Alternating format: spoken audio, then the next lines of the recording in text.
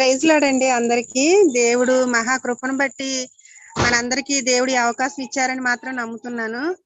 మీరు మంచి మంచి డెసిషన్ తీసుకున్నారని మాత్రం నేను మిమ్మల్ని అభినందిస్తున్నాను.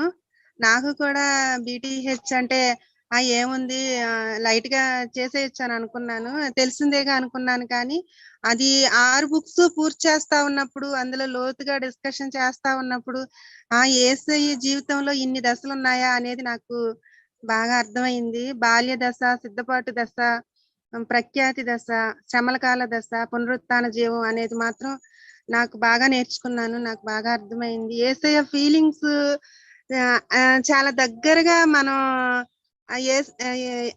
యేసయ్య ఆ టైంలోకి వెళ్ళిపోయినట్టు అనిపించింది నాకైతే. ఆయన జీవించిన ఆ పరిసరాల్లోకి తిరిగినట్టే అనిపించింది. ఆ పాలస్తీనా, బెత్లెహేము, ఆ నజరేతు, గలిలయ ఆ ఏరియాలోనే నేను కూడా జీవిస్తున్నాను అన్న ఫీలింగ్ తో అనిపించింది. ఆ 6 పుస్తకాలు పూర్తి చేసేటప్పుడు అసలు ఎన్నో సంవత్సరాలు గడిచిపోయినప్పటికీ కూడా ఈ 2 సంవత్సరాలు చేసిన కోర్సు నా జీవితంలో ఎప్పటికీ మర్చిపోను.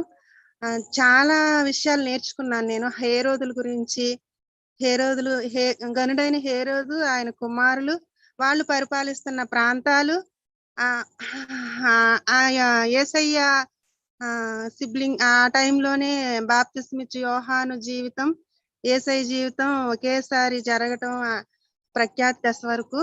శ్రమల కాల దశలో బాప్తిస్మిచ్చి యోహాను చనిపోవటం, ఈయన శ్రమలు అనుభవించి మరణించటం, తర్వాత పునరుత్థాన జీవం అనేది నాకు ఇంకా ఎక్కువగా లైవ్లీగా బుక్స్ కూడా చాలా బాగా అనిపించింది.